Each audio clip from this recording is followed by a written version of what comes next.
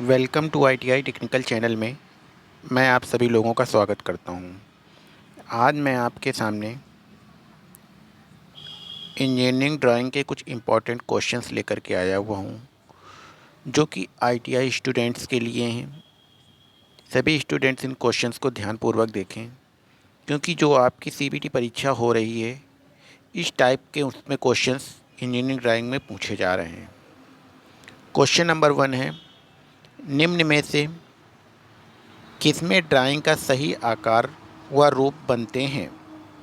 जिसका right answer है orthographic view. Question number next है, ड्राइंग बोर्ड का वह भाग जिस पर टी स्क्वायर का स्टॉक स्लाइड करता है उसे क्या कहते हैं? उसे एबोनिंग एज के नाम से जाना जाता है। ड्राइंग बोर्ड में प्रयोग होने वाली लकड़ी में कौन सा गुण नहीं होना चाहिए? जिसका राइट आंसर है गांठों वाली नई लकड़ी। नेक्स्ट, टी स्क्वायर का माप लिया जाता है। जिसका राइट आंसर है ब्लेड की लंबाई से। T1 साइज की टी स्क्वायर की लंबाई होती है 1000 mm। नेक्स्ट, टी स्क्वायर का कौन सा भाग ड्राइंग बोर्ड के वर्किंग एज पर स्लाइड करता है? जिसका राइट आंसर है ऑप्शन नंबर ए, हेड। केवल टी स्क्वायर का प्रयोग करते हुए जिस प्रकार की लाइनें खींची जा सकती हैं उसका चयन कीजिए। जिसका राइट आंसर है सीधी समानांतर लाइनें। नेक्स्ट, टी स्क्वायर के हेड व ब्लेड के वर्किंग एज के बीच कितना कोण होता है? जिसका राइट आंसर है option number D, 90 degree. Next, निम्न में से कौन सा टी स्क्वायर का उपयोग नहीं है? जिसका राइट आंसर है सी, पेपर कटिंग के समय स्ट्रेट एज को काम करना। नेक्स्ट, टी स्क्वायर की सहायता से साइड स्क्वायर द्वारा कई प्रकार की लाइनें खींची जाती हैं। साइड स्क्वायर द्वारा खींची जा सकने वाली लाइनों का चुनाव करें। जिसका राइट आंसर है वर्टिकल लाइन। सेट स्क्वायर द्वारा ही स्क्वायर की मदद से डिग्री गुणज में लाइनें खींची जा सकती हैं 15 डिग्री। ऑर्थोग्राफिक प्रोजेक्शन है द्वि-आयामी। प्रोटेक्टर से कितनी शुद्धता से कोण मापे व बनाए जा सकते हैं? 1 डिग्री। नेक्स्ट, प्रोटेक्टर से कौन सा कार्य किया जा सकता है? उपरोक्त सभी। प्रोटेक्टर बनाने के लिए किस पदार्थ का प्रयोग किया जाता है? सेलुलाइट।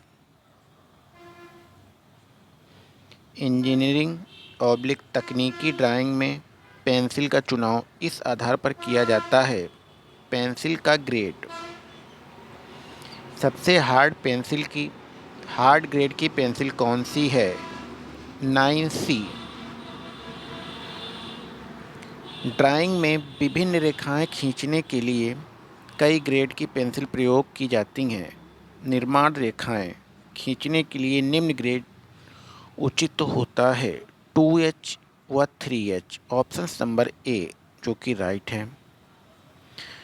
सॉफ्ट ग्रेड पेंसिल का ग्रेड है option number A, 6B। Pencil के लेड की हार्डनेस इस पर निर्भर करती है कायोलाइन की मात्रा।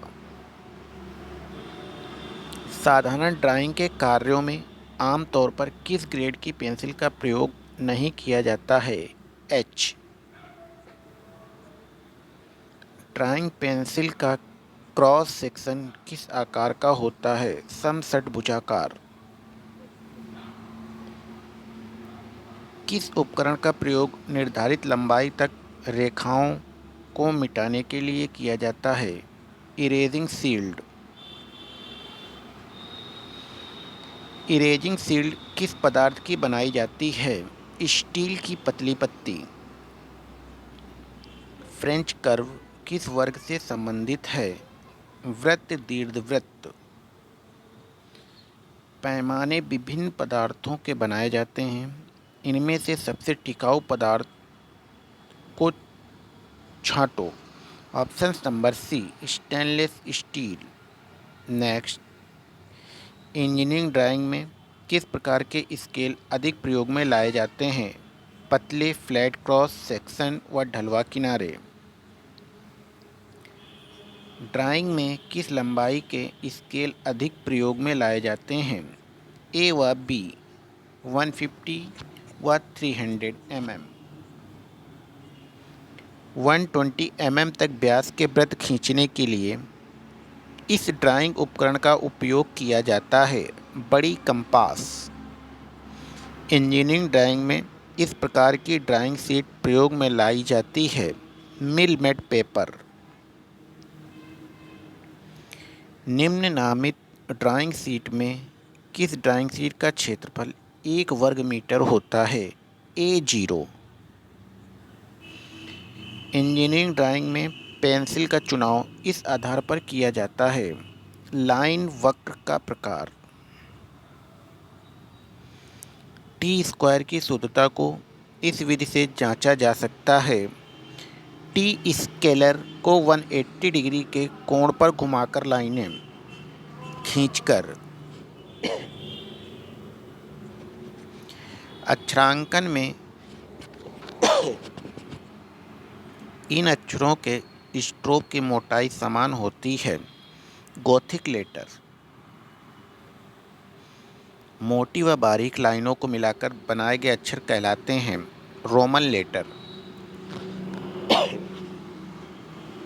ये सजावटी अक्षर होते हैं जिनका प्रयोग इंजीनियरिंग ड्राइंग में नहीं किया जाता है। Text letter. ऑब्जेक्ट और प्रोजेक्शन को मिलाने वाली रेखाएं कहलाती हैं प्रोजेक्टर्स। इलैटिक लेटर्स को वर्टिकल से कितने कोण पर झुकाया होता है? वर्टिकल से 15 डिग्री दाएं। इंजीनियरिंग ड्राइंग में किन अक्षरों का प्रयोग किया जाता है? बड़े अक्षर का। दो शब्दों के बीच पर आमतौर पर कितना अंतर रखा जाता है? अक्षरों की ऊंचाई के समान। इस लाइन का प्रयोग विवरण देने के लिए किया जाता है लीडर लाइन। आइसोमेट्रिक व्यू है 3D। खड़े पानी की ऊपरी सतह के समानांतर खींची गई रेखा कहलाती है हॉरिजेंटल लाइन। एक रेफरेंस लाइन पर खड़ी लंब रेखा कहलाती है वर्टिकल लाइंस। ये डायमेंशन पार्ट में किसी प्रकार की स्थिति को दर्शाती है।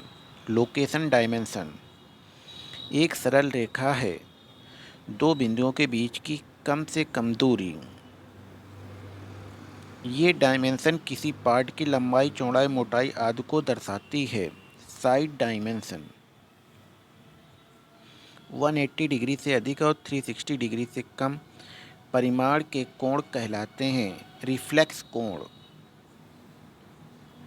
रेडियस लिखने की सही विधि कौन सी है? R40। ऑप्शन नंबर सी जो कि राइट है। हैचिंग लाइन कितने कोण पर झुकी होती है? 45 डिग्री। निम्न में से न्यून कोण छांटिए। 32 डिग्री। 180 डिग्री का कोण होता है समकोण। 192 डिग्री का कोण होता है रिफ्लेक्स कोण। निम्न में से कौन से कोण का मान रेंज में न होकर के मिश्रित होता है? सरल कोण। निम्न में से किस कोण का मान मिश्रित न होकर एक रेंज में होता है? अधिक कोण। संपूर्ण कोण का मान होता है 360। इस कोण की भुजाएं एक सरल रेखा में होती हैं सरल कोण 72 डिग्री 72 डिग्री के कोण को कोटि पूरक कोण होगा 108 डिग्री। 40 डिग्री का संपूरक कोण होता है 140। वृत्त की परिधि पर स्थित दो बिंदुओं को मिलाने वाली सरल रेखा कहलाती है जीवा। वृत्त की सबसे बड़ी जीवा जो केंद्र से गुजरती है क्या कहलाती है व्यास। एक वृत्त है प्लेन फिगर। इस लाइन का प्रयोग छुपे किनारों को दर्शाने के लिए किया जाता है डैश्ड लाइन। 90 डिग्री के कोण को त्रिज्यखंड को कहते हैं क्वाड्रेंट। 180 डिग्री के कोण के त्रिज्यखंड को क्या कहते हैं अर्धवृत्त। निम्न में से कौन सी लाइन फ्री हैंड खींची जाती हैं ब्रेक लाइन। त्रिभुज के तीनों कोणों का योग होता है 180 डिग्री। निरंतर मोटी रेखा को इस नाम से भी पुकारते हैं ऑब्जेक्ट लाइन। एक त्रिभुज के तीनों कोण 60, 50 व 70 हैं। ये किस प्रकार के त्रिभुज हैं विषम बाहु त्रिभुज। छुपी लाइन को दिखाने के लिए यह लाइन प्रयोग में लाई जाती है सेंटर लाइन। त्रिज्या होती है 1/2 इंटू व्यास। प्रशिक्षण के कार्यों में मोटाई की किस रेंज की लाइनों का प्रयोग किया जाता है 0.5 mm। त्रिज्या से समकोण बनाकर परिधि को छूती हुई रेखा क्या कहलाती है स्पर्श रेखा। इंजीनियरिंग ड्राइंग में लाइनें मोटाई के अनुसार कई रेंज में होती हैं। इस रेंज की संख्या कितनी होती है 8। इन आकृतियों के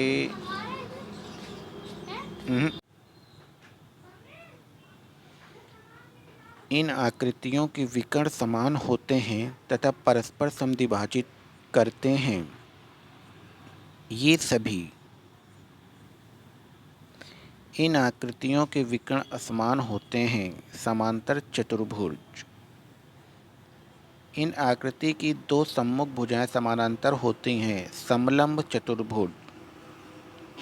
यदि एक आयत के समकोण को कम या ज़्यादा कर दें तो बनी आकृति कहलाती है समानांतर चतुर्भुज। एक समपंचभुजाकार प्रिज्म में कितनी सतह होती हैं 7।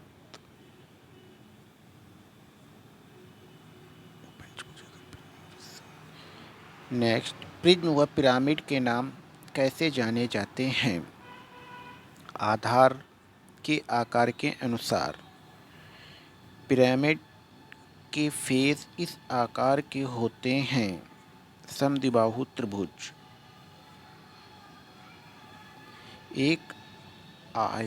जब एक आयत एक भुजा के चारों ओर घूमता है तो कौन सा ठोस बनता है बेलन।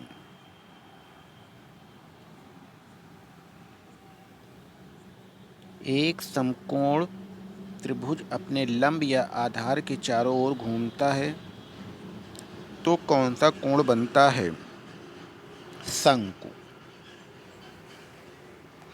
जब एक अर्धवृत्त अपने व्यास के चारों ओर घूमता है तो कौन सा ठोस बनता है गोला। यह एक ज्योमेट्रिकल कर्व है जिसका प्रयोग गियर के दांतों को बनाने में होता है इनवॉल्यूट। एक त्रिभुज के प्रिज्म में कुल कितनी सतह होती हैं 4। एक वर्गाकार प्रिज्म में कुल कितनी सतह होती हैं 6। इसी के साथ में आज के इंजीनियरिंग ड्राइंग के क्वेश्चंस जो कि ITI से रिलेटेड थे यहीं पर समाप्त करता हूँ। अगर ये वीडियो आपको अच्छी लगी है तो ज़्यादा से ज़्यादा लोगों को शेयर करें, लाइक करें और सब्सक्राइब करें। Thanks for watch my video.